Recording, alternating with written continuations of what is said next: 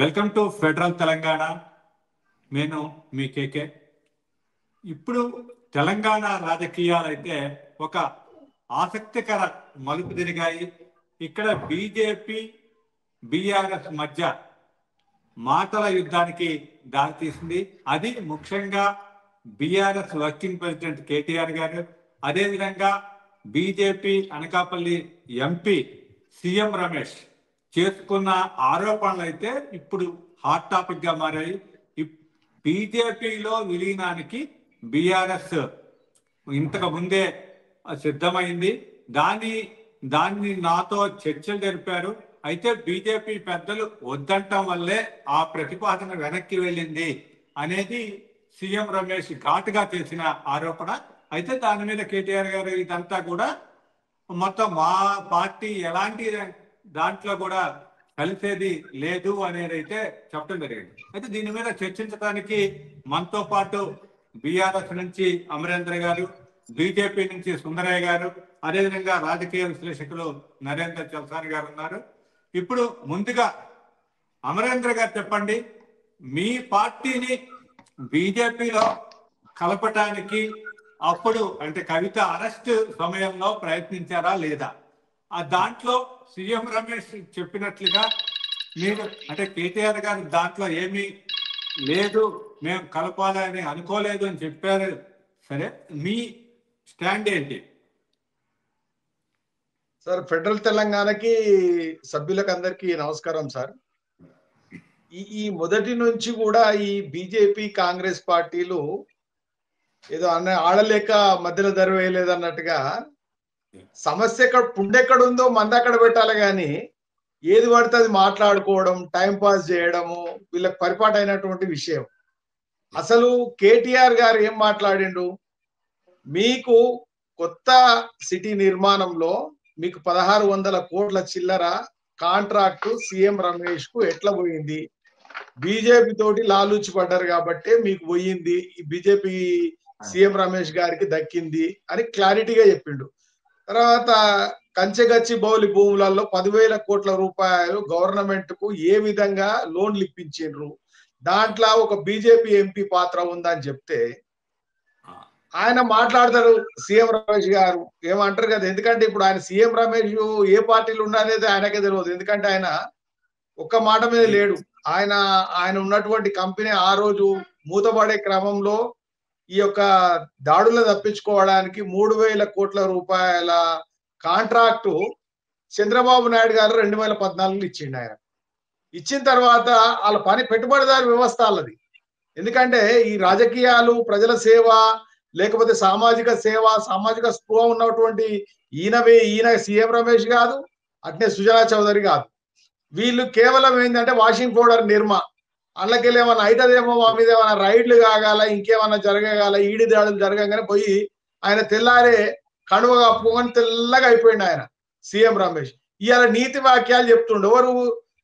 ఇక్కడ ఉన్నటువంటి చంద్రబాబు నాయుడు శిష్యుడు ఏదైతే ఆయన కాపాడడం కోసం ఇంకో చంద్రబాబు నాయుడు శిష్యుడు అయినటువంటి సీఎం రమేష్ గారు ఈ మాటలు మాట్లాడతాడు. అసలు కవిత జైలు నుంచి విడుదలైన సంవత్సరం 2024 సంవత్సరం, 11 నెలలు గడుస్తుంది సార్. ఈయన ఏమని చెప్తాడు? ఏదో గురిగింజ కింద నలుపేరు కదా అన్నట్టుగా నాకు 5 నెలల కింద నాకు వచ్చి కలిసిండు, కవితను ఏం చేయొద్దని చెప్పిండు, బెయిల్ కోసం వచ్చిండ్రు మా దగ్గరికి.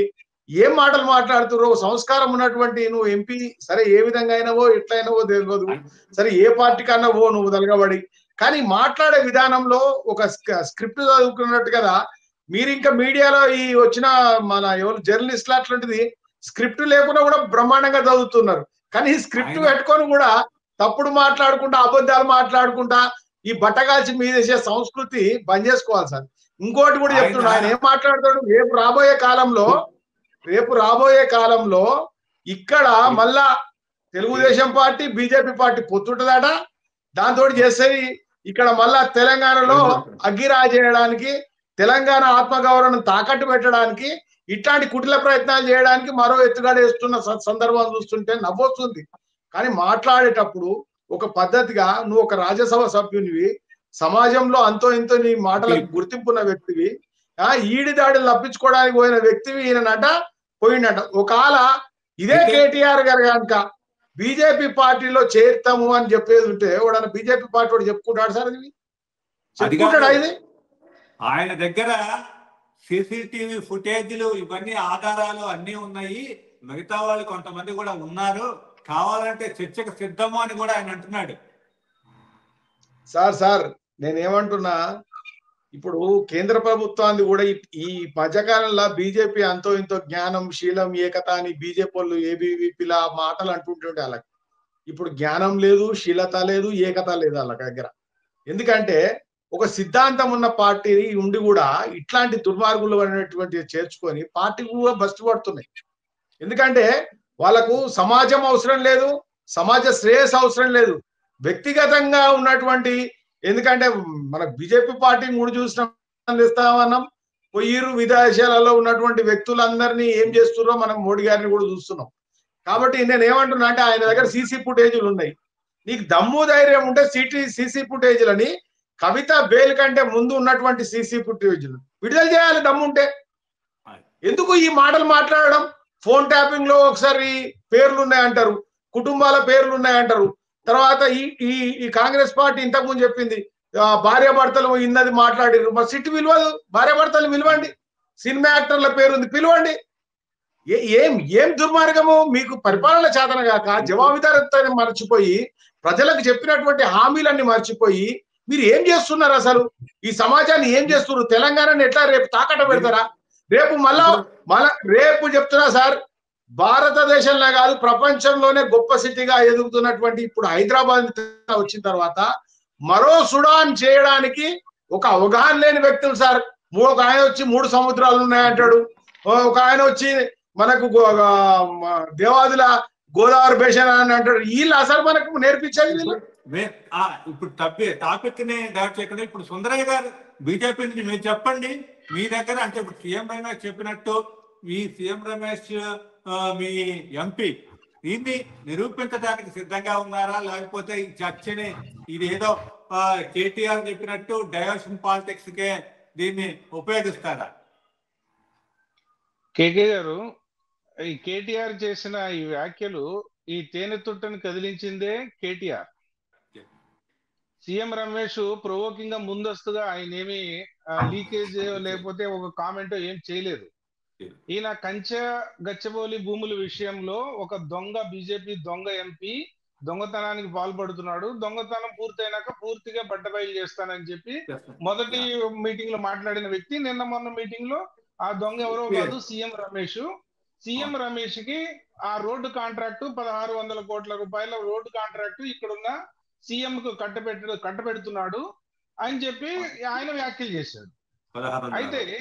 అయితే దానికి ప్రతిస్పందనగా రిటాలియేషన్ లో రిప్లై ఇచ్చే క్రమంలో సీఎం రమేష్ అన్నాడు, నువ్వు నీ చెల్లి పోయి అక్కడ ఢిల్లీలో వ్యాపారం చేయొచ్చు, నేను వచ్చి హైదరాబాద్ లో ఇంతకు ముందు నీ హయాంలో కూడా 16,000 కోట్ల కాంట్రాక్టులు అందరికి ఇవ్వబడినాయి కదా, ముఖ్యమంత్రులకు ఏమైనా సంబంధం ఉంటుందా? అది ఒక ప్రొసీజరల్ గా ఒక ఎలిజిబిలిటీ క్రైటీరియాలో కాంట్రాక్టులు అనేవి అవార్డు చేయబడతాయి. రిత్విక్ అనే కన్స్ట్రక్షన్ కంపెనీ L1 గా రిజిస్టర్ అయింది కాబట్టి అన్ని అర్హతలతోటి నాకు వచ్చింది. అది ఒక ముఖ్యమంత్రి లేకపోతే ముఖ్యమంత్రి కొడుకులో ఇచ్చే కాంట్రాక్టులు కాదు. అవి ఆన్లైన్ టెండర్ లో ఆ మొత్తం గ్లోబల్ లో అమెరికాలో ఉన్న వాళ్ళు ఢిల్లీలో ఉన్న వాళ్ళు అందరూ కూడా చూసుకోవచ్చు, ఎవరైనా పాల్గొవచ్చు, ఎవరికి అది ఎలిజిబిలిటీ వచ్చింది, L1 ఎవరు, L2 ఎవరు, ఈ టెక్నికల్ నాలెడ్జ్ తోటి కేటీఆర్ కే కాదు మొత్తం ఉన్న ప్రతి పౌరుడు దాన్ని యాక్సెస్ చేయొచ్చు. దీన్ని కదిపిందే కేటీఆర్. అయితే ఇప్పుడు స్నేహధర్మంలో భాగంగా రాజకీయాల్లో అనే పార్టీలకి సంబంధం లేకుండా ఏదైనా ఒక అలజడి జరిగినప్పుడు, ఒక కేసులో లేకపోతే ఇంకొక ఉపద్రవం వచ్చినప్పుడు అనేక రకాల సందర్భంలో పార్టీలకి సంబంధం లేకుండా ఢిల్లీలో గాని ఇంకొక రాష్ట్రాల్లో గాని కలయికలు జరుగుతూ ఉంటాయి. ఆ కలయికలో భాగంగా కేటీఆర్ సీఎం రమేష్ ని ఆశ్రయించి ఈ ప్రపోజల్ పెట్టినట్టుగా సీఎం రమేష్ గారు రిటాలియేషన్ లో అంటే ప్రతిస్పందనలో భాగంగా చెప్పారు. కానీ ఆయన పని పెట్టుకుని అప్పుడు కేటీఆర్ సీఎం రమేష్ ఇంటికి వెళ్ళంగానే బయటికి రాగానే విడుదల చేసి ప్రకటన చేయలేదండి. ఇప్పుడు కూడా చెప్తున్నారు ఆయన స్నేహ ధర్మాన్ని పాటించి ఇప్పుడు దాకా నేను మాట్లాడలేదు, నన్ను దొంగ అంటున్నాడు, నాకు ఇల్లీగల్ గా కాంట్రాక్ట్ వచ్చింది అంటున్నాడు కాబట్టి ఇవన్నీ చెప్పాల్సి వచ్చింది అని చెప్పి ఆ ప్రతిస్పందనలో భాగంగా ఆయన చెప్పడం జరిగింది. ఇంకొకటి ఇప్పుడు అమరేందర్ గారికి తెలియదు అనుకుంటా, కేటీఆర్ గారి రీసెంట్ ప్రకటన చూడలేదేమో. ఒక ఆడపడుచు కష్టం వచ్చినప్పుడు నేను వెళ్ళి కలిసిన దాన్ని వాళ్ళు వేరే రకంగా వక్రీకరిస్తున్నారు అని ఈయన చాలా లైటర్ వేలో ప్రజెంట్ చేశాడు. అది అమరేందర్ గారు ఏమంటున్నారు, రెచ్చగొడుతున్నారు ఇప్పుడు సీఎం రమేష్ ని. అది బయట పెట్టండి, వీడియోలు ఫుటేజ్లు బయట పెడితే ఆయన కూడా అన్నాడు, కేటీఆర్ గారు కూడా చర్చకి సిద్ధం అన్నాడు. అదే చర్చకి సిద్ధం అన్నాడు, ప్రెస్ క్లబ్ లోకి వస్తామన్నాడు. మా బండి సంజయ్ గారు కేంద్ర మంత్రి కూడా ఏమన్నారు, సీఎం రమేష్ ని నేను తీసుకొస్తా, ఎక్కడికి రమ్మంటావా, నువ్వు చర్చకి సిద్ధమా, నువ్వు పార్టీని మా దగ్గర తాకట్టు పెట్టడానికి, మాకు అమ్మడానికి, బీజేపీలో నిమజ్జనం చేయడానికి నువ్వు అడిగిన మాటలు నేను నిరూపిస్తా సీఎం రమేష్ గారి సమక్షంలో, నీకు చిత్తశుద్ధి ఉంటే ఎక్కడో చెప్పు అని ఛాలెంజ్ చేసినాడు బండి సంజయ్. అది కూడా ఆయన పెడిచెవిని పెట్టి ఒక ఆడపడుచు మహిళ అని ఒక సింపథైటిక్ టాపిక్ ఫ్యాక్టర్ ని అడ్డం పెట్టుకుని ఈ విషయం చాలా చిన్నది అన్నట్టుగా ఆయన వ్యక్తం చేస్తుంటే ప్రజానీకం చూస్తూ ఊరుకోదండి. తెలంగాణ వచ్చినప్పుడు ఈయన ఒక్కడే పోరాటం చేయలేక కేసీఆర్ కాంగ్రెస్ ని బతిమలాడుకుని నీ ఇంట్లో నేను చప్రాసి పని చేస్తా సోనియమ్మ, తెలంగాణ ఒక్కటిస్తే చాలు, నీ ఇంట్లో నీ చప్రాసి పని చేస్తా, నా పార్టీని పూర్తిగా నీకు నిమజ్జనం చేస్తానని మాట తప్పిన వ్యక్తి ఇప్పుడు బీజేపీకి నిమజ్జనం చేస్తానని అనలేదని ఏ తెలంగాణ పౌరుడు అనుకుంటాడండి?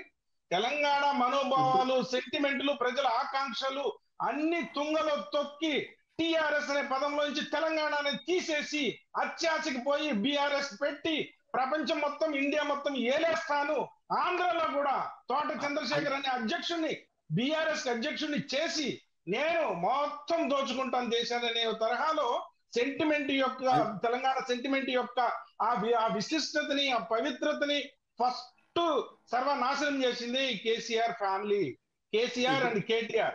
ఇప్పుడు అదే అహంకారం తోటి ఆయన చేసిన తప్పుల్ని చిన్నవిగాను, ఎదటోడు ఇచ్చిన పనిని పెద్ద తప్పుగాను ప్రజెంట్ చేసే స్కిల్స్ కేటీఆర్ బాగా అద్భుతంగా నేర్చుకుంటాడు. ఎందుకంటే ప్రజల్లో పాపులారిటీ పోయింది, విశ్వాసం పోయింది, 2 సార్లు ప్రజలకి యావగింపు కలిగింది. వీడు బంగారు తెలంగాణ చేస్తారనుకుంటే మొత్తం రావుల కుటుంబాలన్నీ బంగారమయం అయిపోయి కూర్చున్నాయి. ఏ పోస్ట్ లో చూసుకుంటే రావులే.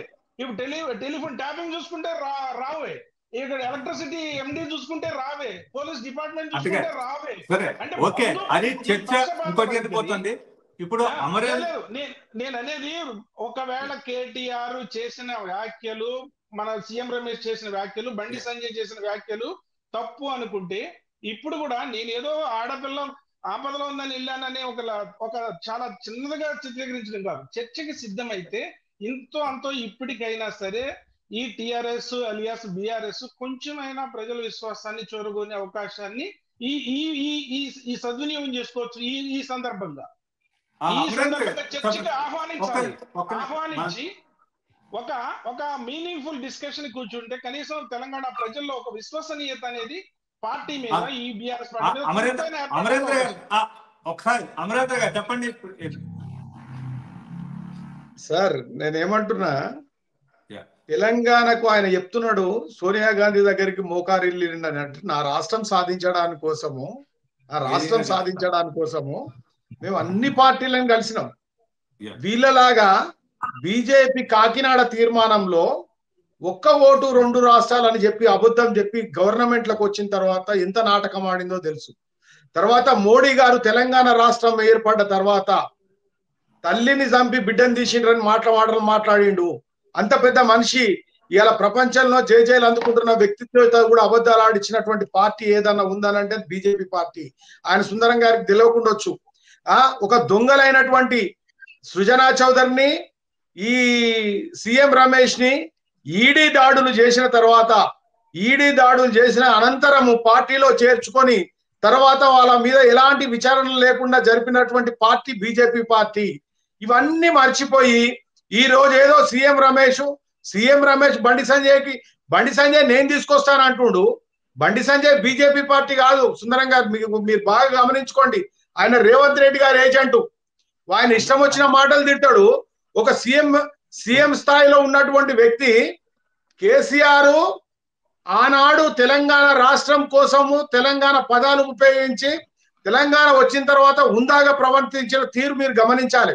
తర్వాత ఒక రాష్ట్రానికి సీఎం అయిన తర్వాత పేగులు తీసి మెడలు వేసుకుంటా ఒక్క నిమిషం అండి, దయచేసి మీరు మధ్యన మాట్లాడకండి.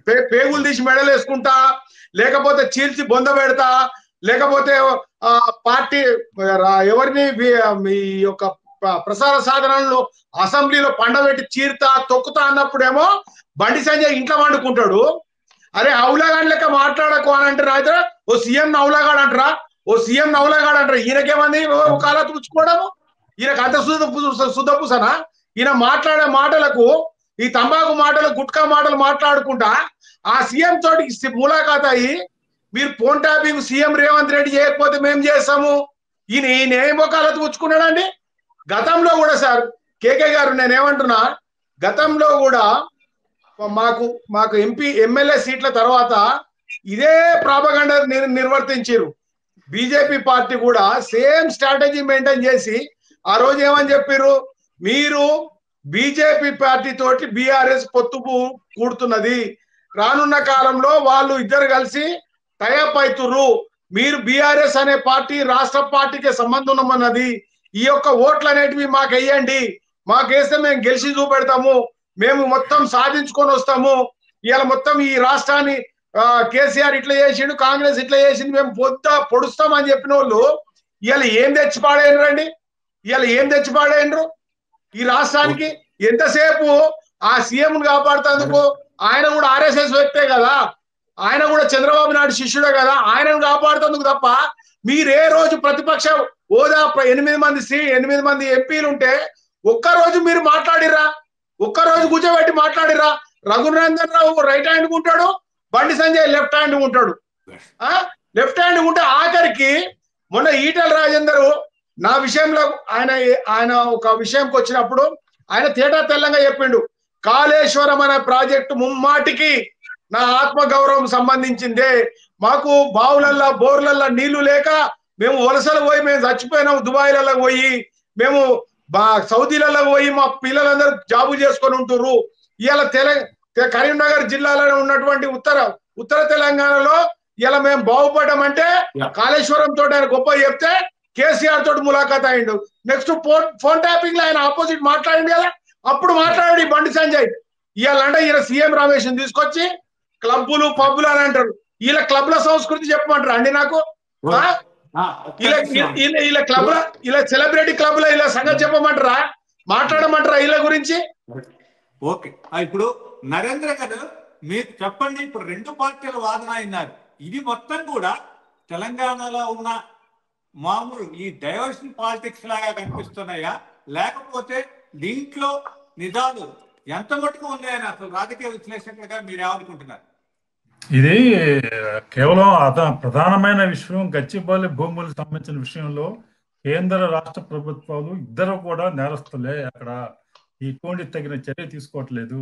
సుప్రీంకోర్టు చేసినటువంటి కమిటీ, ఐఆర్ అథారిటీ కమిటీ అక్కడ పర్యావరణానికి హాని జరిగింది, ఘోరంగా జరిగింది, చట్టాలన్నీ కూడా ఉల్లంఘించారని తీర్పు ఇచ్చిన తర్వాత కూడా దాని మీద చర్య తీసుకోవాల్సిన కేంద్ర ప్రభుత్వం మౌనంగా ఉంది.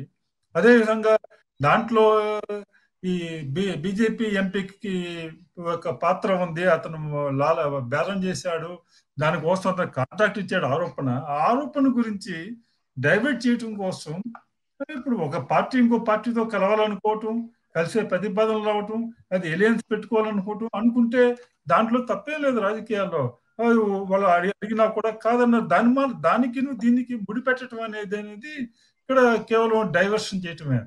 ఎందుకంటే సీఎం రమేష్ అనే వ్యక్తి ఆయన మామూలు సాధారణ రాజకీయ నాయకుడు మాత్రం కాదు, అతను అన్ని పార్టీలతో కూడా వ్యాపారవేత్త, అతను కాంట్రాక్టర్, అతను ఒక పెద్ద కాంట్రాక్టర్ అన్ని పార్టీలో.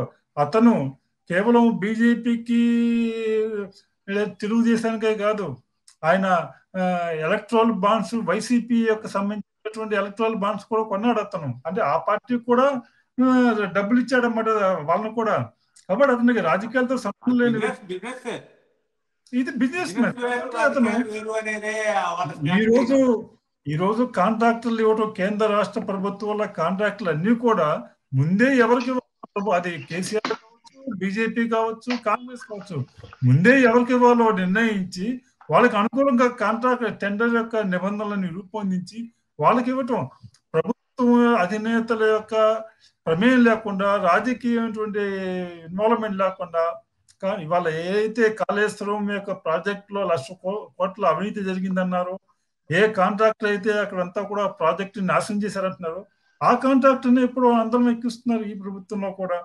ఆ కాంట్రాక్టర్ అంటే 2 తెలుగు రాష్ట్ర ప్రభుత్వాలు ఆ కాంట్రాక్టర్ కనుసన్నలో నడుస్తున్న విధంగా చెప్పాలంటే వాళ్ళు ఈ ప్రభుత్వాన్ని నడిపిస్తున్నారు. కాబట్టి ఈ ప్రభుత్వాలే ఇవాళ కేంద్రంలో కానీ రాష్ట్రంలో కానీ ఈ వ్యాపారస్తులు, కార్పొరేటర్లు, కాంట్రాక్టులు నడిపిస్తున్నటువంటి ఉంది.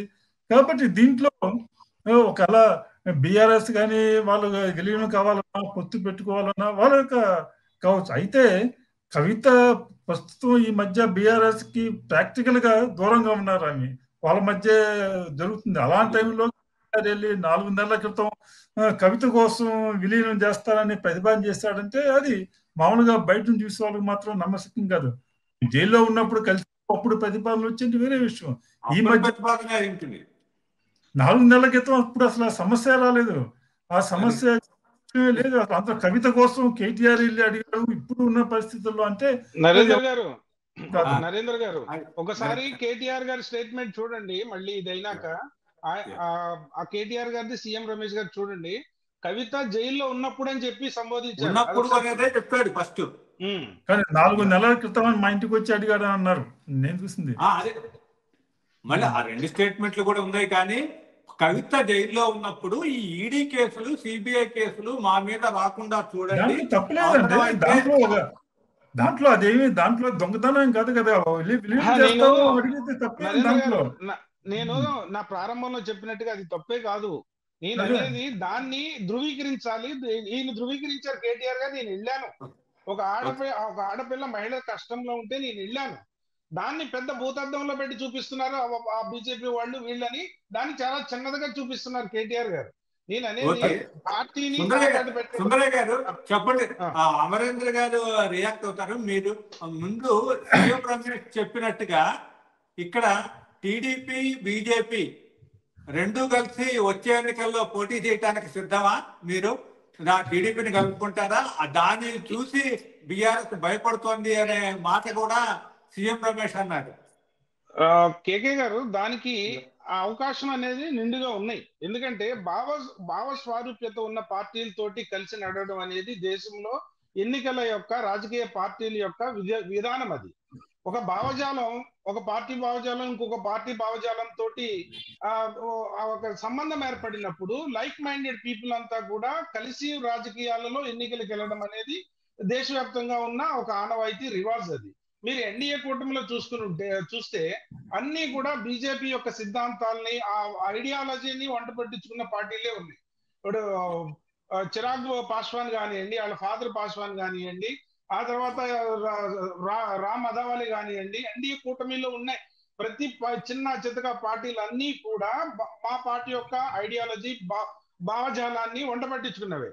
అలానే యూపీఏలో కూడా అనేక పార్టీలు కూటమి ఉంది. ఎన్డీఏకు ఉన్నట్టు యూపీఏ కూడా ఉంది. కాంగ్రెస్ పార్టీ ఇంకా తీసుకుంటే అనేక పార్టీలు ఉన్నాయి. ఇప్పుడు ఈవెన్ మాతో మొన్నటి దాకా జత కలిసిన శివసేన కూడా ఇప్పుడు యూపీఏకి వెళ్ళింది.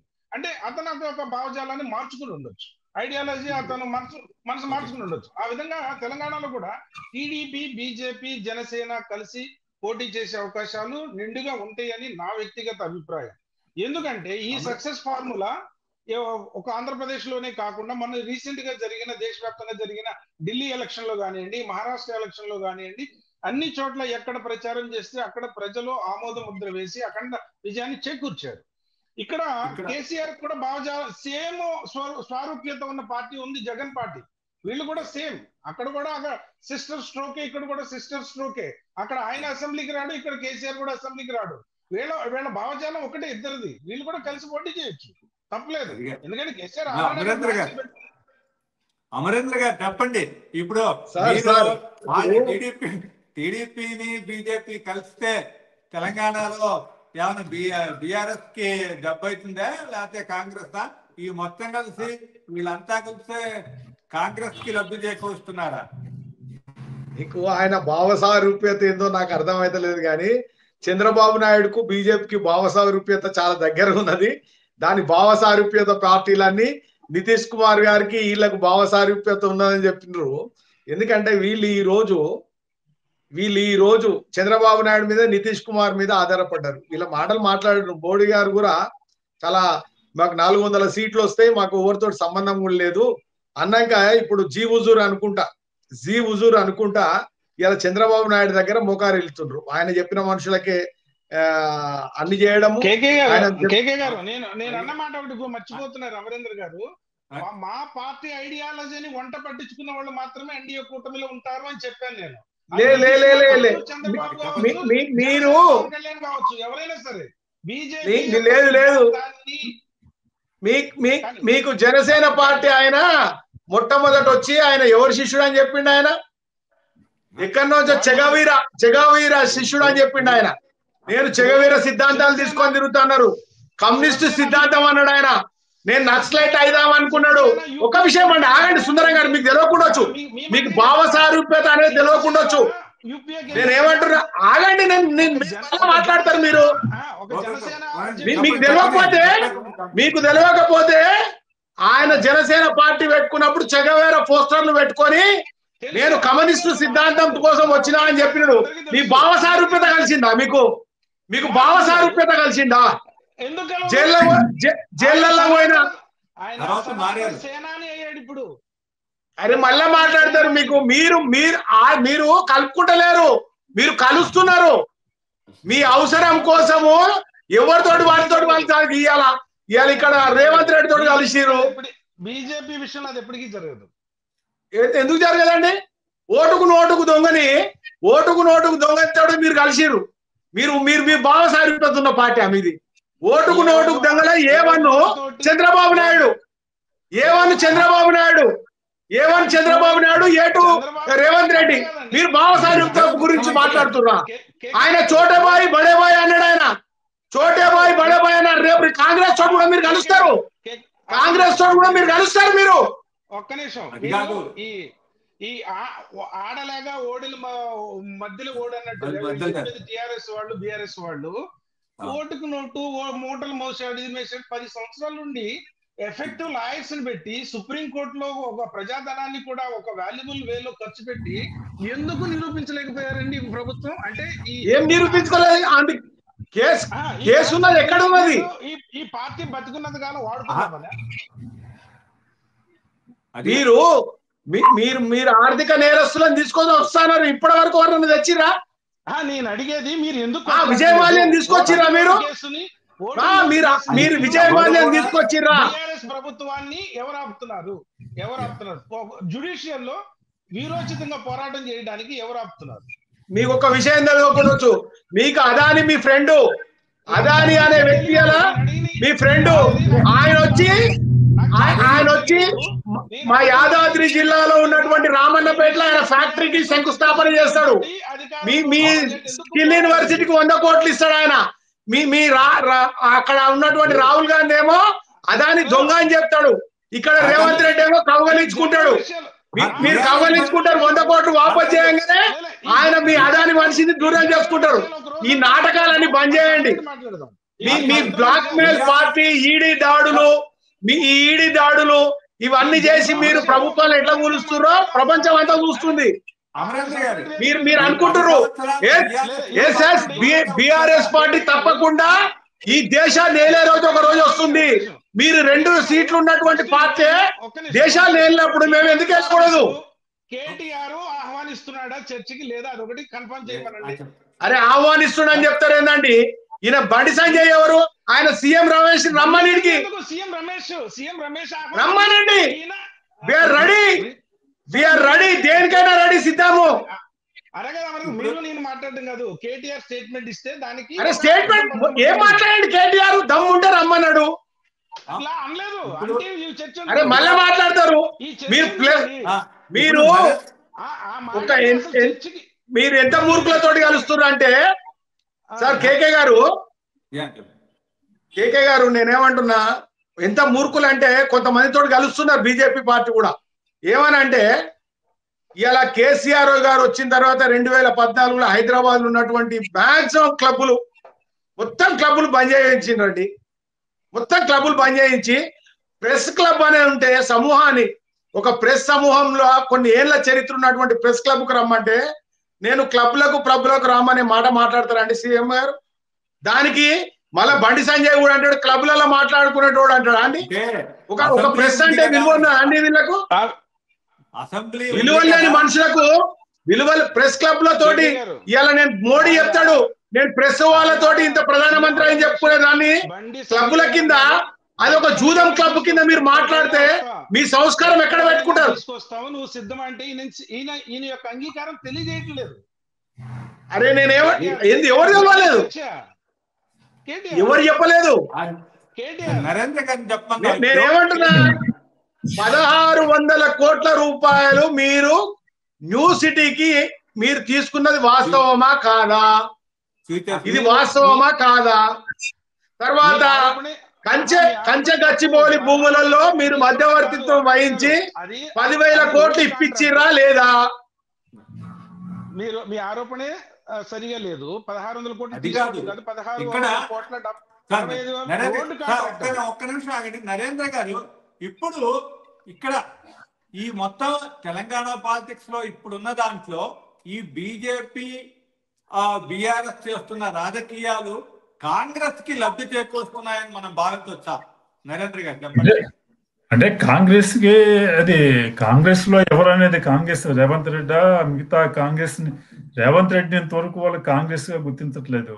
కాంగ్రెస్ వాళ్ళ ఏంటి ఇప్పుడు ఇందాక చెప్తున్నారు ఆయన బీజేపీ తెలుగుదేశం ఎలయన్స్ అని. ఈ ఎలయన్స్ ఎందుకు కోరుకుంటున్నారు చంద్రబాబు నాయుడు ఇవాళ రేవంత్ రెడ్డి కోరుకుంటున్నాడు అది. ఎందుకంటే వాళ్ళిద్దరు కలిస్తే టీడీపీ ఓటర్స్ అన్ని కూడా హైదరాబాద్ సిటీలో ముఖ్యంగా టీడీపీ ఓటర్స్ ఓట్లు బీఆర్ఎస్ కి కాంగ్రెస్ వ్యతిరేకమైన ఓటర్స్ అవి. బీజేపీ కానీ బీఆర్ఎస్ కానీ ఎవరు కాంగ్రెస్ ఓడిస్తారంటే వాళ్ళకి పడే ఓట్లు అన్ని కూడా. కాబట్టి మొన్న బీఆర్ఎస్ ఓడిస్తారనుకున్నారు, బీఆర్ఎస్ వేశారు. కానీ రేపు జూబ్లీహిల్స్ లో కూడా కాదు టీడీపీ విడిగా క్యాండిడేట్ పెడితే అప్పుడు కాంగ్రెస్ గెలవడానికి వీలుంటుంది. కాంగ్రెస్ గెలిపించాలా ఆదుకోవాలా లేదా అని ఆలోచనలో టీడీపీ వాళ్ళు ఉన్నారు. వాళ్ళకి బీజేపీతో ఏంటని కాదు. వాళ్ళు చంద్రబాబు నాయుడు మొన్న ఎలక్షన్ లో పోటీ చేయకపోవటం ముఖ్యంగా ఆయన టీడీపీ క్యాండిడేట్లంతా లిస్టు తయారు చేసిన తర్వాత స్టేట్ ప్రెసిడెంట్ నీ ఎలక్షన్ లో పోటీ చేసే నిర్ణయం ఎందుకు తీసుకున్నాడు? ఆ నిర్ణయం తీసుకోవటం వల్ల కాంగ్రెస్ కనీసం 3-4 జిల్లాలో ప్రయోజనం పొందింది. నల్గొండ కానీ ఖమ్మం కానీ మహబూబ్నగర్ జిల్లాలో కానీ. ఇవన్నీ కూడా లాలూచి రాజకీయాలు ఇవాళ. తర్వాత ఈ పారిశ్రామికవేత్తలు ఉన్నారు ఆదాని కానీ అంబానీ కానీ వాళ్ళు ఎవరు అధికారంలో ఉంటే వాళ్ళతో వ్యాపారం చేస్తారు వాళ్ళు. వీళ్ళిద్దరూ మమతా బెనర్జీతో చేశారు. ఒక మోడీ ఫ్రెండ్స్ గా ఉన్నటువంటి ఆదాని మమతా బెనర్జీ దగ్గరికి వెళ్ళి ఆమెతో కూడా చేశారు. ఆదాని వ్యతిరేకంగా వాళ్ళ ఎంపీ పార్లమెంట్ లో క్వశ్చన్ చేస్తుందని ఆమెను పార్టీ నుంచి బయటికి పంపించాలని కూడా మమతా బెనర్జీ ప్రయత్నం చేసింది. కాబట్టి వాళ్ళు ఇక్కడ కాంగ్రెస్ తో వాళ్ళందరూ వాళ్ళకి రాజకీయ పార్టీలు రాజకీయ నాయకులు ముఖ్యం కాదు, వ్యాపారం ముఖ్యం. అది సీఎం రమేష్ కూడా అలాంటి వ్యక్తే. దాని గురించి ఈ రాజకీయ అంశాలన్నీ తీసుకురావటం, ఈ విషయంలో గచ్చిబౌలి కాంట్రాక్షన్ తీసుకురావటం అనేది ప్రధానమైనటువంటి అంశాన్ని పక్కదారి పట్టించి చేయటం కోసం చేసే ప్రయత్నంగానే కనిపిస్తుంది. అమరేంద్ర గారు, ఇక్కడ మీరు ఇప్పుడు జూబ్లీ హిల్స్ ఎన్నికల కోసం కేటీఆర్ లోకేష్ మాట్లాడుతున్నారు అనే టాక్స్ కూడా వచ్చినాయి మధ్యలో. అంటే ఇప్పుడు ఇక్కడ చూసినట్టయితే తెలంగాణలో ఇంకా కూడా టీడీపీ ప్రాబల్యం ఉందని మీరు ఏమైనా భావిస్తున్నారా? దాని భయం ఏమైనా బీఆర్ఎస్ ఉందంటారా? సార్ నేనేమంటున్నా, వాళ్ళకు ఏ మాత్రం దమ్ము ధైర్యం ఉన్నా, ఇప్పుడు నేనేమంటున్నా అంటే మేమైతే ఒంటరిగానే పోటీ చేస్తున్నాం. మీరు రేపు మీరు బీజేపీ కానీ లేకపోతే తెలుగుదేశం కానీ లేకపోతే అలయన్స్ గా కాంగ్రెస్ కానీ అజరుద్దీన్ నిలబెడతారా ఎట్లా ఏం చేసి? ఎందుకంటే వాళ్ళకు క్యాండిడేట్ లేడు, వాళ్ళకి రేపు ఇంకోటి లేదు. తర్వాత కులాల వారిగా వాళ్ళు విభజిస్తారు. ఇంకోటి హైదరాబాద్ ప్రజలు నిజంగా కూడా హైదరాబాద్ లా చాలా చైతన్యవంతమై ఉన్నారు సార్ ప్రజలు. ఎందుకంటే ఆ అభివృద్ధి చూసి మా బతుకు ఈ తెలంగాణ వస్తే ఎంత భయపెట్టించారంటే ప్రజలు. ఎప్పుడైనా కేసీఆర్ గారు కూడా ఆ రోజు కూడా ఒకటే ప్రకటన చేసిండు, ఆంధ్రలో ఉన్న రాజకీయ నాయకులతోటి ఈ కుతంత్రాలు చేస్తున్నటువంటి రాజకీయ నాయకులతోటి మా పోరాటం కానీ మాకు ఆంధ్ర ప్రజలతోటి కాదు అని ఆయన నిష్పక్షపాతంగా చెప్పిండు. తర్వాత ఒక్క దాడి జరగలేదు, ఒక్క కొట్లాట జరగలేదు, శాంతియుతంగా ఉన్నారు. హైదరాబాద్ లో ఉన్నటువంటి సరే మెజార్టీ ఆంధ్ర ప్రజలు ఉన్నా గానీ ఇలా కార్పొరేట్ ఎన్నికలలో గానీ లేకపోతే అసెంబ్లీ సీట్లలో గానీ వీళ్ళకు డిపాజిట్లు రాలేదు. బీజేపీకి కానీ తర్వాత కాంగ్రెస్ కానీ డిపాజిట్లు రాలని సందర్భం ఉంది. కాబట్టి ఎట్టి పరిస్థితుల్లో గెలుస్తారు. ఈ గెలుస్తే ఈ యొక్క ప్రజల నాడి ఇప్పుడు అంతా కూడా ఈ ఎందుకు అనవసరంగా ఓటేసామా కాంగ్రెస్ కు అనే పద్ధతులు ఉంది. బీజేపీ వాళ్ళు కూడా ఏం దేవట్లేదు. వీళ్ళని మేము అనుకునే అంటే కేంద్రంలో ఉన్నటువంటి పార్టీలు కాంగ్రెస్ వర్సెస్ బీజేపీ అనుకొని మేము బీజేపీ వాళ్ళకి ఓట్లు వస్తే వాళ్ళకి కూడా గంతకే ఉన్నారు, మేము ఏం చేయలేకపోతున్నాం అనే దృష్టితో ప్రజలందరూ ఉన్నారు. నేను ఒకటేమంటున్నా అంటే వీళ్ళని ఇప్పుడు స్థానిక సంస్థలల్లా వీళ్ళు ఇన్ని వేషాలు వేస్తున్నారు కదా సార్. బీజేపీ మేము చాలా గర్వంగా ఉన్నాము, రేపు ఇంకా పెట్టుకుంటాం అన్నారుగా. ఇప్పుడు సుందరం గారికి ఒకటే ప్రశ్న చేస్తా, రేపు ఎన్ని జడ్పీ చైర్మన్లు మీరు గెలుస్తారో చెప్పుర్రి, ఎన్ని మున్సిపల్ చైర్మన్లు గెలుస్తారో మీరు చెప్పుర్రి, మీరు ఎన్ని సర్పంచులు గెలుస్తారో నేను చెప్పండి. నేను ఛాలెంజ్ చేస్తా, మీకు గనక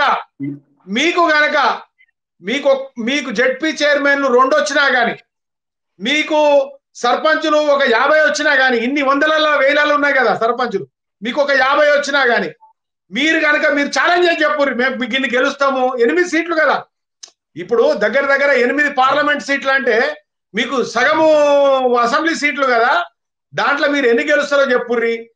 మీకు శాతం అయితే ఇప్పుడు రేపున్న ప్రజలలో మిమ్మల్ని ఎట్లా ఎన్నుకుంటారో చెప్పుర్రి. మీకు రామ మందిరం కట్టించినామని ఇంతకు ముందు రాముని పూసి ఆ రాముడు ఓడగొట్టిండు ఆడ. ఎందుకంటే రాముడు ఏడైతే పెట్టిర్రో రాముడే ఓడగొట్టిండు.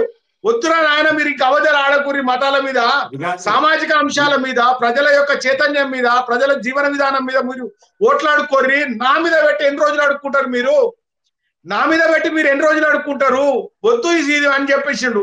ఇక కొన్ని రోజులు కాశ్మీర్ సమస్యలు చూపెట్టిర్రు, ఆ బూచీలు చూపెట్టి బంద్ చేసి సామాజిక అంశాలు ఏవైతున్నాయో, సామాజికంగా ప్రజలకు ఏం మేలు చేస్తామో, సామాజికంగా ఏమి జవాబుదారితనంగా ఉంటామో అవి చెప్పి మీరు ఎలక్షన్లలో పోండి.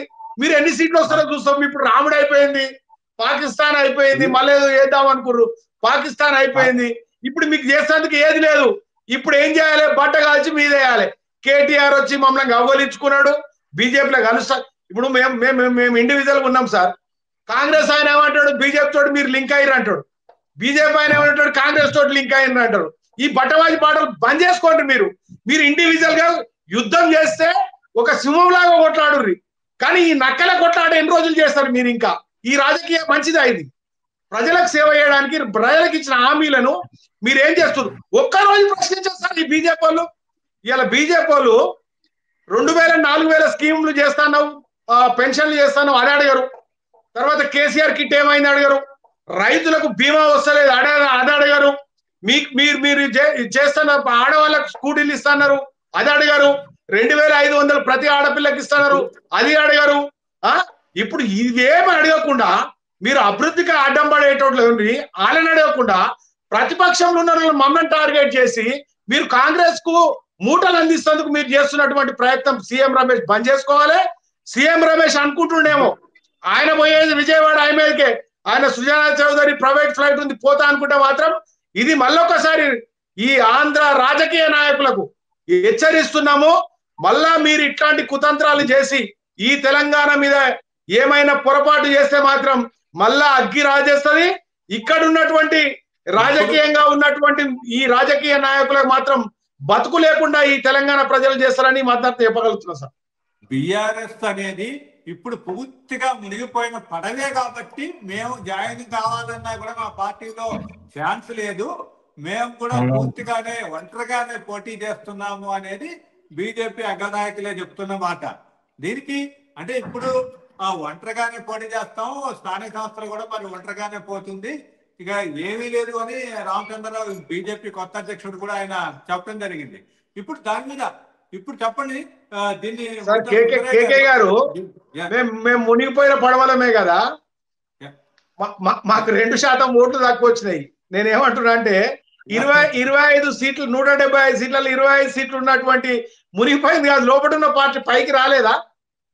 ఇలా తెలుగుదేశం పార్టీ అధికారంలోకి రాలేదా? వీళ్ళు ఏం మాట్లాడతారండి? రెండు సీట్లు ఉన్నటువంటి పార్టీ అలా దేశాన్ని వెళ్తలేదా? రాజకీయాలలో మునిగిపోయే పడవలు ఉంటాయా అండి? మునిగిపోయే పడవలు ఉంటాయా? నేనేమంటున్నా అవి మాట్లాడుతందుకే మాట్లాడుతందుకు ఉండొచ్చు కానీ రాజకీయాలల్లా మొత్తము ఎక్కడ ఏమి లేదనకుండా ఏం చేస్తే కూడా ప్రజలు వాళ్ళ కథ ఇవ్వాలి. వీళ్ళు ఇస్తే కాదండి, ప్రజలు న్యాయపరంగా కొంచెం చెప్తారు. కొన్ని అబద్ధాలలో మిస్యూజ్ కూడా అవుతుండొచ్చు, నేను కాదంటలేను. ఇప్పుడు మేము కూడా మోడీని గతంలో నమ్మినాం. నల్లధనం తీసుకొస్తా, నేను 15,000 వంచుతాం, మేము కార్పొరేట్ వాళ్ళని విజయమాలి అని వాళ్ళందరినీ తీసుకొస్తాము, వాళ్ళందరినీ కార్పొరేట్ ఈ యొక్క బ్యాంకులను ముంచిన వాళ్ళందరినీ తీసుకొస్తాము, మేము జమ కట్టిస్తాం పైసలు, మేము ఆర్థిక వ్యవస్థను మంచిగా చేస్తాం, బలంగా చేస్తాం అని చెప్పారు. ఏముందండి ఆర్థిక వ్యవస్థ? మీరు కూడా ఇంతకు ముందు బీజేపీతోనే కలవటానికి అంటే కలిసి నడవటానికో లేకపోతే అభివృద్ధి కోసమో రాష్ట్ర అభివృద్ధి కోసమో కేంద్రంతో సఖ్యంగా ముందే ఇచ్చేశారు. అవి బెడిసినాయి కొట్టినాయి కాబట్టి బీజేపీని టార్గెట్ చేశారు అనేది వాళ్ళ వాదన. సో సుందరయ్య గారు చివరిగా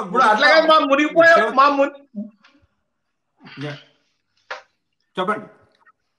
కేకే గారు ఇప్పుడు కంక్లూడ్ చేస్తూ దీన్ని చివరిగా అసలు మీరు ఇప్పుడు వాళ్ళు కలుగుతారు, ఇప్పుడు మీరు బీఆర్ఎస్ ని కలుపుకుంటారా లేదా మీరు కలుపుకోను అని మీ నాయకులు చెప్తున్నా సరే, ఇప్పుడు ఆయన చెప్పినట్టు దీన్ని స్థానిక సంస్థల్లో ఎన్నికల్లో మీ పార్టీ ఒక ఛాలెంజ్ గా తీసుకుంటుందా? దీన్ని బీఆర్ఎస్ ఈసారి లేకుండా చేస్తుందా బీఆర్ఎస్ ని? మాకు గత 2020 డిసెంబర్ జరిగిన స్థానిక సంస్థ ఎన్నికల్లో పర్టికులర్ జిహెచ్ఎంసీలో ఎన్ని కార్పొరేటర్ సీట్స్ గెలుచుకున్నామో మీకు తెలుసు. 48 సీట్లు గెలుచుకున్నాం. అప్పటికి మాకున్నది 1-2 అరకొర ఉండేవి మావి. ఇప్పుడు ఇందాక అమరేందర్ గారు చెప్పినట్టు రాజకీయాల్లో ఏదైనా జరగవచ్చు, ఎలాంటి సంచలనాలైనా. మాకు అరకొర ఉండే అండి, మొన్న మాకు అరకొర ఉండే, మీకు మంచిగానే ఉండే బీజేపీకి.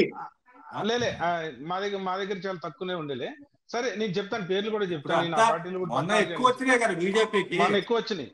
మొన్న 48 వచ్చినాయి. 48 ఇప్పుడు మన కొత్తగా వచ్చిన దాంట్లో జడ్పీలు ఎన్ని గెలుస్తారు, సర్పంచ్లు ఎన్ని గెలుస్తారు అని అమరేంద్ర గారు అడిగారు కదా బీజేపీ. మొన్న కొత్తగా ఎలక్ట్ అయిన మన రామచంద్రరావు గారి స్టేట్మెంట్ ఒకసారి చూస్తే బీఆర్ఎస్ వాళ్ళు నిద్ర పట్టదండి.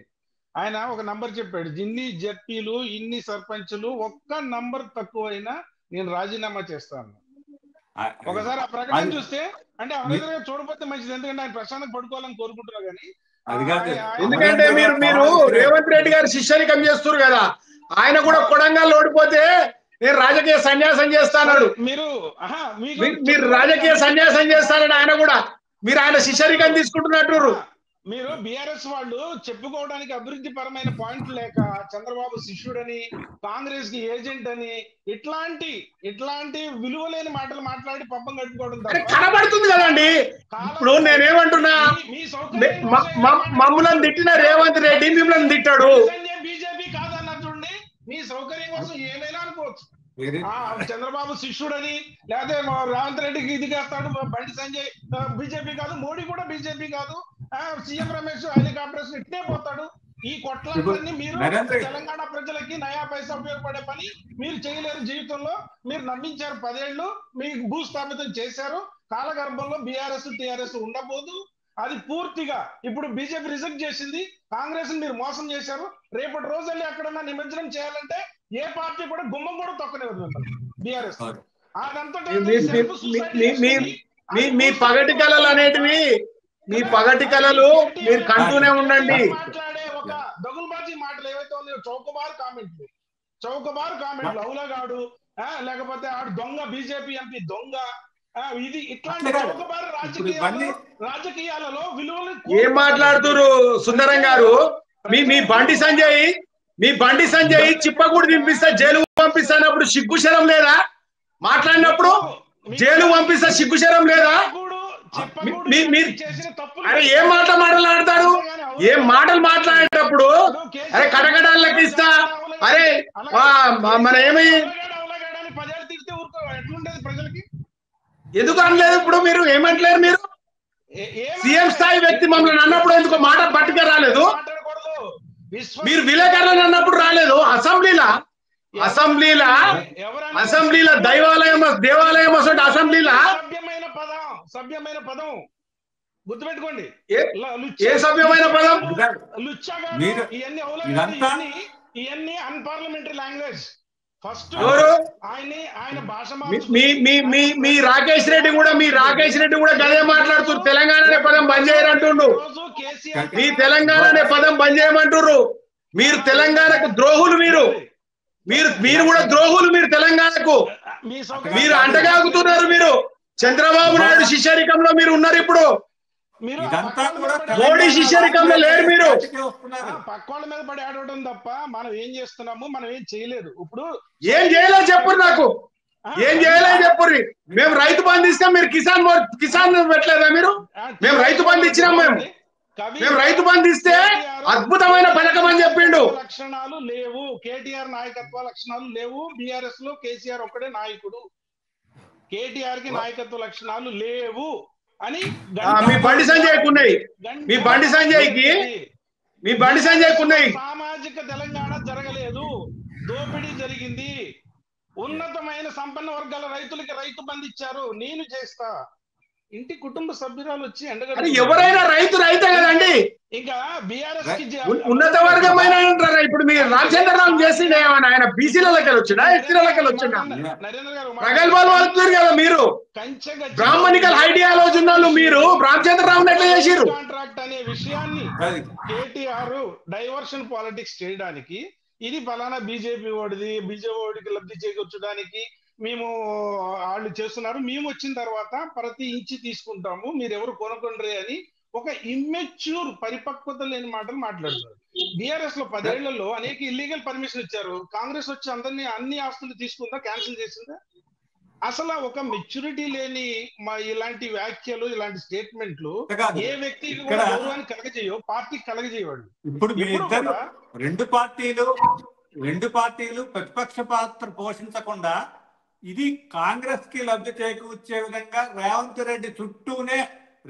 రెడ్డి గేమ్ లో ఈ రెండు పార్టీలు పడిపోయినాయి అనే ఒక అనుమానం ఏంటంటే ఇళ్లలో పోరాట పటిమ పోయింది. మీ దాంట్లో ఉంది కదా పోరాట పటిమ. ఏ పార్టీ చేస్తారో చూద్దాం తెలంగాణని. నరేంద్ర గారు దీన్ని కంక్లూడ్ చేద్దాము. దీంట్లో అసలు భవిష్యత్ ఈ రకమైన రాజకీయంలో భవిష్యత్తు ఏ విధంగా ఉండబోతుంది? 1 minute లో మీరు కంక్లూడ్ చేయండి. అట్లే అమరేంద్ర గారు కూడా కంక్లూడ్ చేస్తారు. ఇప్పుడు మన రాజకీయాలన్నీ కూడా ప్రభుత్వంలో ఉన్నటువంటి వాళ్ళ మీద తీర్పుగానే జరుగుతున్నాయి.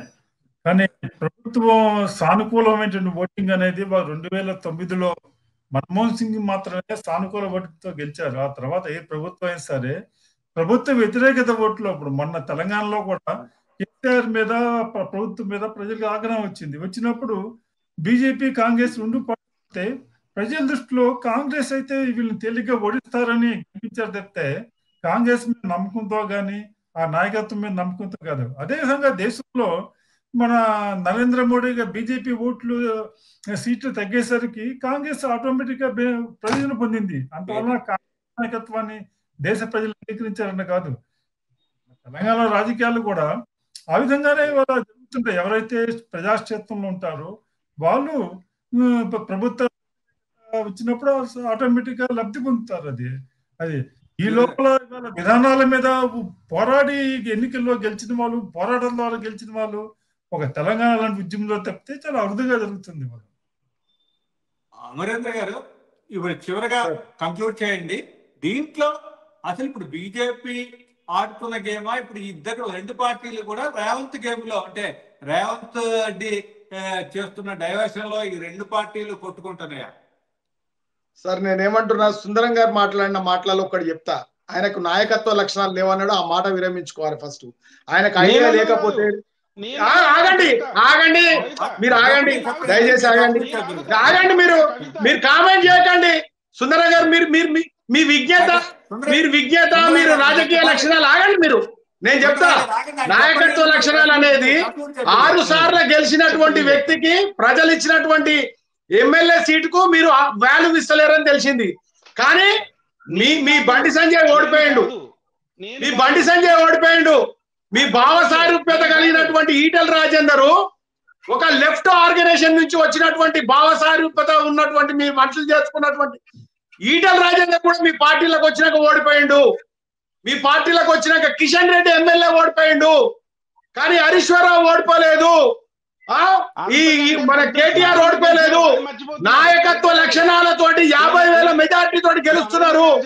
రాజీనామాలు మొహాన కొట్టి మీరు రాజీనామాలు, మీరు దయచేసి మీరు మాట్లాడొద్దండి, మీరు మాట్లాడొద్దండి, మీరు మాట్లాడొద్దు. మీరు సుందరయ్య గారు మీ పార్టీ విజ్ఞత ఇదే నేర్పిస్తే మీరు మాట్లాడాలి. మీకు కంఫర్ట్ గా మాట్లాడకండి. అసెంబ్లీలో ఓడిపోయిన వాళ్ళు అంటే మీకు కంఫర్ట్ గా మాట్లాడాలా? నేను మీకు కంఫర్ట్ గా మాట్లాడాలా? ప్రజల పక్షా నుండి కొట్లాడాలి. ఎవరి కంఫర్ట్ కాదు ఇది, ప్రజల పక్షా నుండి కొట్లాడాలి. ఎంపీ గెలిచిన వాస్తవం మాట్లాడేందుకు మీ రామచంద్రరావు, నేను ఇదే డిబేట్ లో ఛాలెంజ్ చేస్తున్నా. మీ రామచంద్రరావు మొన్న స్టేట్మెంట్ కదా, నువ్వు రాజకీయాల నుంచి తప్పుకుంటావా చెప్పు నాకు. రామచంద్రరావు కాదు, నువ్వు డిబేట్లకు రానని చెప్పు, నేను డిబేట్లకు రాను, నేను రాసిస్తా. ఏమన్నా నువ్వు జడ్పీ చైర్మన్లు ఎన్ని వస్తాయి చెప్పు, మీకు ఎన్ని సర్పంచ్లు వస్తాయి చెప్పు, ఎన్ని మున్సిపల్ చైర్మన్లు వస్తాయో చెప్పు, 8 ఎంపీ సీట్లు ఉన్నాయి. బరాబర్ చెప్పారండి, నేను చెప్పడం కాదు, నేను చెప్తా మీరు చెప్పండి సార్. ఇవన్నీ కేకే గారు, ఇప్పుడు కాంగ్రెస్ ప్రభుత్వము 2 పార్టీలు గనక 2 పార్టీలని మీరు అది చూడండి. నేనేమంటున్నా, ఈ 2 పార్టీలు నాటకాలు నేర్చినాయి. ఈ సౌత్ ఇండియాలో వీళ్లకు ఒక్క నిమిషం అండి, ఆగండి, చిన్న విషయం చెప్తాం మీకు. మీరు ఆగండి, మీరు ఫస్ట్ ఆగండి. కర్తలుగా మనం 100 చెప్తాం, మనం చెప్పింది ఆథరైజేషన్ కాదు, పార్టీ అధ్యక్షుడు. ఎందుకు ఆథరైజేషన్ కాదండి? మీ దాంట్లో ఆథరైజేషన్ కాదు, మా దాంట్లో మా ఆథరైజ్డే, మాది ఆథరైజ్డే కాదు. మేము రాజీనామాలు చేసి గెలిచినాము. మీ కిషన్ రెడ్డి లాగా తెలంగాణ కోసం రాజీనామా చేయకుండా ఉండలేదు. మనం కార్యకర్తలు పార్టీ స్వరాన్ని, పార్టీ యొక్క ఐడియాలజీని ముందు తీసుకెళ్ళడమే తప్ప అధ్యక్షుడు మాట్లాడినప్పుడే. అంటే మీ పార్టీలో మీకున్న విలువలు గవి. వినండి అభినందన్ గారు, మీ అధ్యక్షుడైనా, మా అధ్యక్షుడైనా, కాంగ్రెస్ అధ్యక్షుడైనా, అధ్యక్షుడు చేసిన స్టేట్మెంట్ కే పూర్తి లీగాలిటీ, పరిపూర్ణత ఉంటది. మీలాంటి నాలాంటి వాళ్ళు ఏంటంటే పార్టీ యొక్క స్వరాన్ని, గళాన్ని మీ లీగాలిటీ ఫస్ట్ నే చెప్పినా నేను. 1 ఓటు 2 రాష్ట్రాలు, కాకినాడ తీర్మానము. అవునండి, మీరు అద్భుతంగా చేసిర్రు. మోడీ కూడా వచ్చి తల్లిని చంపి బిడ్డను పుట్టించారంటే సమన్యాయం జరగాలి అన్న వాదన. ఏం సమన్యాయం జరగాలండి? ఆ మాట మాట్లాడతారా మోడీ? అదే అన్నారు, సమన్యాయం జరగల. తల్లి ఒకటే అండి, ఈ డైవర్షన్ పాలిటిక్స్ చేసుకుంటూ జీవనం గడుపుతుర్రు. ప్రజల సంక్షేమం మర్చిపోయినరు. నేను కొట్టినట్టుకుంటా, నువ్వు తిట్టినట్టుకుంటూ అని చెప్పి వీళ్ళిద్దరు కలిసి నాటకం ఆడుతున్నారు. ఈ నాటకాలు బంద్ చేయాలి. ఇంకోటి మేము ఒకటండి, ఢిల్లీ నుంచి పెద్దలు వచ్చి మా పార్టీని కూలదోస్తున్నందుకు ఇక్కడ మంతనాలు జరిపింది కరెక్ట్ కాదా? సుందరం గారు చెప్పాలి. మా ఎమ్మెల్యేలను కొంటేందుకు రెడీగా. మీ ఎమ్మెల్యేలు బీజేపీ కొని ఏం చేసుకుంటుందండి? మా గవర్నమెంట్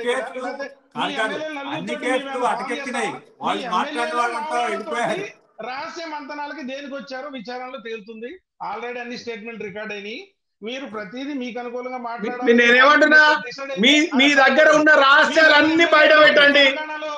మీ 4 ఎమ్మెల్యేలతో తెలంగాణ మేము ఏమన్నా అధికారంలోకి వస్తామా? ఆయన ఫామ్ హౌస్ లో తీసుకెళ్లి మాట్లాడితే వాళ్ళు వీళ్ళతోటి కలవడానికి ఉన్న మతలబ్ ఏంతో బయటకు వస్తుంది. అన్ని స్టేట్మెంట్స్ రికార్డ్ అని. ఆ గోల బాలరాజు ఏం చేశాడు, మిగతా వాళ్ళు ఏం చేశారో, అక్కడ పట్టుబడిన వాళ్ళు అందరూ కూడా మొత్తం స్టేట్మెంట్ రికార్డ్ అయింది. మనందరం ఊరికి ఏం స్టేట్మెంట్ ఇచ్చిరండి? చెప్పండి నాకు. వస్తుంది మీ రికార్డు బయటకు వచ్చినాయి కదా. ఇప్పుడు మీరు ఎలా ఉన్నారంటే టెలిఫోన్ ట్యాపింగ్ లో అయిందంటే టెలిఫోన్ ట్యాపింగ్ లో రికార్డు వదలండి అంటారు. వస్తాయి అన్ని. అసలు ఈ టెలిఫోన్ ట్యాపింగ్ మూల సూత్రధారులే మీరు. ఇందిరాగాంధీ ఎమర్జెన్సీ తర్వాత మెగాసేస్ తోటి కుమ్మకై ఈ దేశంలో ఉన్న ప్రజల ఫోన్ ట్యాపింగ్ చేసిందే మీరు. ఈ ఫోన్ ట్యాపింగ్ లో చరిత్ర చేసిందే మీరు. అసలు మొదటి దోషులు ఫోన్ ట్యాపింగ్ లో బీజేపీ పార్టీ. కవిత లిక్కరం ఏంటంటే 4 బాటిల్ చూపించండి అన్నట్టుగా ఉంది మీ వాదన. కానీ అన్ని వస్తాయి బయటకు. ఇక మీ అన్ని బయటకు వస్తాయి కదా. రానున్న కాలంలో నువ్వు ఇక్కడనే ఉంటావు, నేను ఇక్కడనే ఉంటావు కదా. రేపు ఎలక్షన్లలో పోదాం, ప్రజాక్షేత్రంలో పోయినప్పుడు మీరేందో మేమేందో మాట్లాడదాం. కేకే గారు ఉంటారు, సార్ ఉంటారు, మాట్లాడుకుందాం. కానీ డైవర్షన్ పాలిటిక్స్ బంద్ చేసి ప్రజల సంక్షేమం కోసం మాట్లాడండి. మీరు కంచె గచ్చిబౌలి భూములలో కేంద్రం విఫలమైతే సుప్రీంకోర్టు చివాట్లు పెట్టింది. అట్లా కాదండి కేకే ఓకే. ఫైనల్ గా ఫైనల్ ఆ, మీకు ఓకే. సబ్మిషన్ ఒక్క submission I'm concluding this. Yeah. మనం చర్చ పెట్టుకునేది ఒక పర్టికులర్ లైన్ మీద. Issue. ఆ లైన్ ఓకే గురించి ఓకే అడుగుతాను. అన్ని అంటే డైవర్షన్ కంచగచ్చిబౌలిలో ఒక ఆంధ్ర తెలంగాణ ఆంధ్ర ఎంపీకి 1600 కోట్ల రోడ్డు కాంట్రాక్ట్ ఈ సీఎం ఇచ్చాడు అని ఆరోపణ చేశాడు కేటీఆర్. 1665 కోట్ల కాంట్రాక్ట్ మళ్ళా తప్పు మాట్లాడుతున్నారు మీరు. ఆంధ్ర ఎంపీ కాదు బీజేపీ ఎంపీ అన్నాడు. Andhra Andhra Andhra BJP MP Andhra BJP MP. Okay sir sir sir sir తప్పు. అందరూ రఘునందన్ రావు అనుకున్నారు వీళ్ళు. యా అదే బీజేపీ ఎంపీ అని మాట్లాడిండు. మాటలు తప్పు పోతాయి సార్ వీళ్ళయి. ఒకసారి రిపీట్ చేయండి. వర్డ్ తప్పు తీసుకోవద్దు. వర్డ్ తప్పు తీసుకోవద్దు. బీజేపీ ఎంపీ త్వరలో బయట పెడతాను అన్నాడు. నేను అనేది వదిలేయండి, పోనీ ఆంధ్ర వదిలేయండి. ఒక బీజేపీ వదిలేయాలి. మీరు వదిలేస్తుడు కాదు. ఇట్లా రెచ్చగొట్టే మీరు ఓట్లు దాచుకుంటారు మీరు.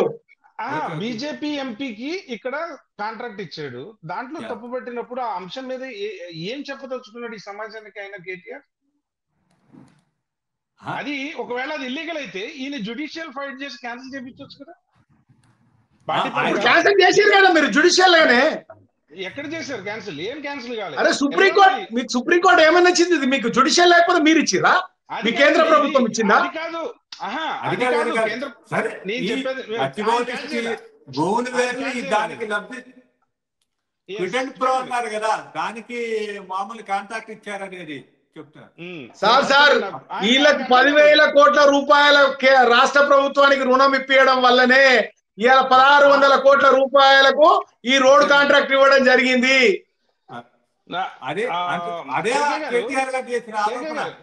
నేను కంక్లూడ్ చేస్తున్నాను. కేటీఆర్ గారి ఒక ఆవేదన తెలంగాణ ప్రజల పాలిట ఒక చిత్తశుద్ధి భావనతోటి ఒకవేళ ఆ అలిగేషన్ కామెంట్ చేసి ఉంటే అది ఇల్లీగల్ అయి ఉంటే చట్టబద్ధమైనది అయి ఉండకపోతే ఇతను పార్టీ తాలూకా లీగల్ సెల్ తోటి ఆ డీల్ ని క్యాన్సిల్ చేపించి ప్రజాధనాన్ని రక్షించమనండి.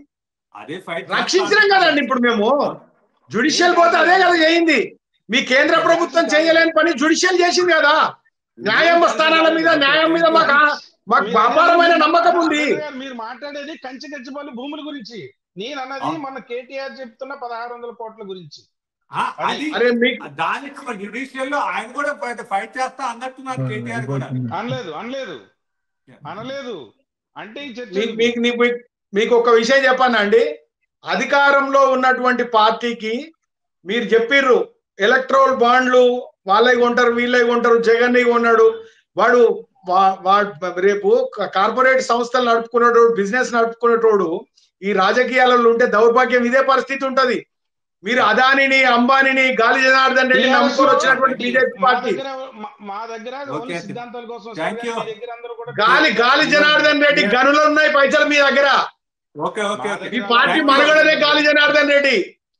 మీకు శరత్ చంద్రారెడ్డి హైడ్రోవాడికి రాజ్యసభ ఎందుకు ఇచ్చాడండి కేసీఆర్?